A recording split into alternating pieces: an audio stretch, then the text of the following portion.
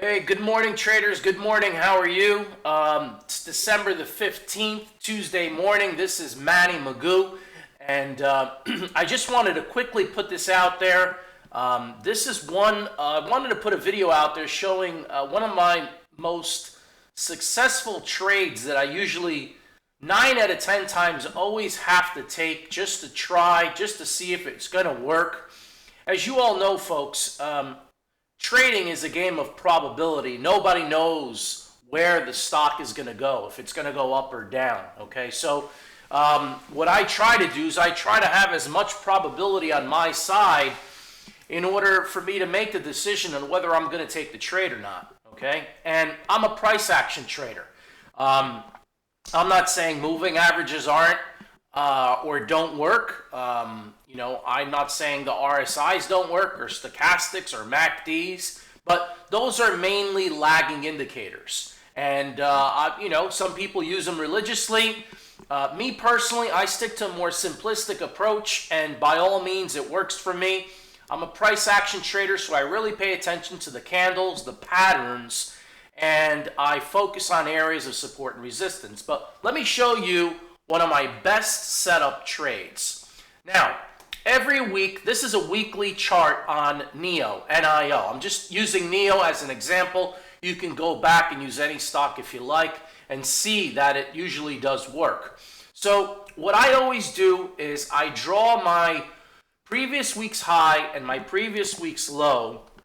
And my previous week's high on NEO, which is this candle here. These are weekly candles, okay? The high is 48.30 and the low is 41.26. So let's just say the price was in between these lines. Obviously, for those of you that don't know, the line on the top, 48.30, which is last week's high, becomes resistance. And the price on the bottom becomes the support.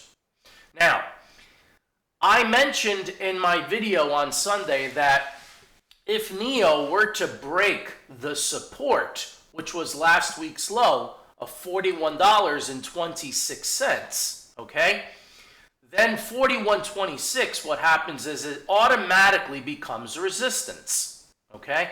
And the next area of support would most likely be this 38.43 level, okay? So you have to keep an eye on that. But what I usually like to do, and I really pay attention to it when it does happen, is that once a stock breaks a previous week's low and breaks the support, I tend to look to see if it wants to go back inside and now break that once called support resistance. If it breaks the $41.26 area, which was NEO's last week's low, 9 out of 10 times, I always take the trade, okay? Because, see, what I've done was, excuse me, I have identified my support at 41.26. And when it breaks, I've identified that 41.26 now becomes resistance. So let's just say, for example, NEO breaks this 41.26, and let's say I take the trade. Well, if it comes back down and breaks this 41.26 area, you can always get out, okay? How much does it cost you to get out of that trade? See, that's what you have to focus on. It's not how much money you're going to make in a trade, okay? It's a matter of when you go into a trade, you have to have a plan that if it doesn't work, you know that the trade's not going to work because it either broke back down or came back inside, okay? And you have to know when to get out. That is the most crucial and important thing. You can always get back in, okay? So, again, what happened yesterday, and I'll show you real quick, okay? As you can see, this is yesterday's chart on NEO, okay? And look what it did. It broke 41.26 here at 11, let's just call it 11:10 a.m., okay? It went up. Now, mind you, folks, this is one thing I usually always do. On the first break of an area of resistance, I usually wait. Chances are, it always come back to the support, okay? Always. I mean, if it runs, great, but it's very unlikely. Usually a stock, when it breaks an area of resistance for the first time, it comes back and tries to test that support. I usually like taking it on the second break, okay?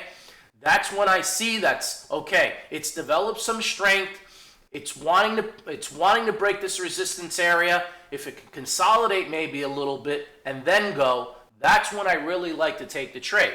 Now, NEO, as you can see, it did break, came back down. What did it do? It went up to that 41.26 area again. Guess what? Boom, came right back down again, okay? Try doing it later on in the day, okay? Almost at closing. Again, pulled back again.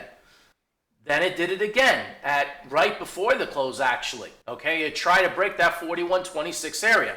So that 41.26 area is crucial. Now, I'm already in NEO. Okay, right now in pre-market, NEO is at $42.57. It's doing absolutely phenomenal. I've been buying NEO. I think NEO, $40 under 45 to me is an absolute bargain for the long-term investor. And, besides being a tactical trader and trading on a daily basis, I also have other portfolios that I hold for the long run.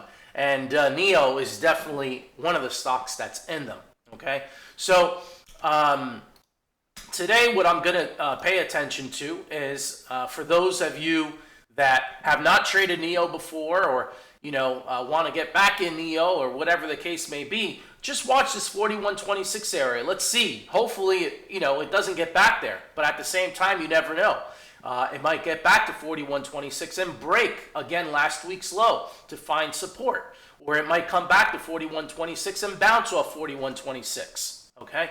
So this is just an example. I'm looking right now at Pfizer, PFE. If you take a look at Pfizer, okay, here's the weekly. Let me erase this line here. Remove, and let me remove this yellow line here. All right, and this is a weekly chart. So here's the weekly chart on Pfizer. It has a low of $40.37. The high is $43.08. What am I doing? I am waiting to see. Here's my red line. Look what happened yesterday when it broke. $40.37. It just kept on coming down. Okay, so Pfizer right now is trading at about, let's see, $39.08. I am going to be watching this 40.37 area. And again, folks, if it comes back and breaks back inside 40.37, most likely, the Magoo, unless he's doing something else, he's going to take this trade, knowing that 40.37 then becomes support. So these weekly back inside plays, I am telling you, they're good. They're great, actually, okay? Here's another example. Look at this candle here, folks. This is a weekly chart on Pfizer, okay? Check this out. The weekly low here was $35.30. We broke that low on 11/16 week. But if you've been watching that low, you could have played this back inside candle. And look what it did when it went back inside. So 35.30 was the low, okay? If you played it that following week when it went back inside, well, guess what? Pfizer ran all the way up to 37.42, and it continued running.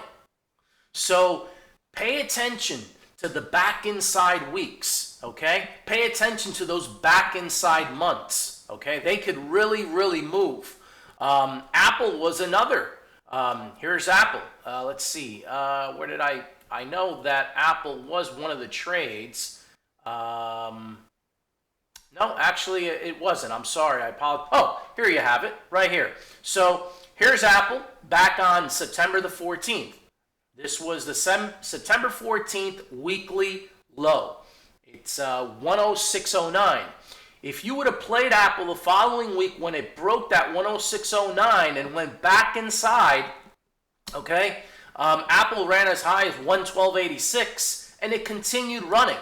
So basically what it is it's a directional change, and it's a strong directional change because you got to realize, folks, weekly candles hold a lot more weight than daily candles, than 5-minute candles, than hourly candles, and monthly candles hold a lot more weight than weekly candles. Okay, a weekly candle has 5 days of data, trading data on it. So those highs and lows are major areas of not only resistance but also support. Okay, so keep that in mind. Again, if it breaks it back down, you can always get out. Okay, and just wait, be patient. So I hope that helps. If you have any questions or comments, please feel free to comment. And please, fellas, if you could help me and hit that subscribe button, I greatly appreciate it. I hope everyone's enjoying the videos, and safe trading out there, folks.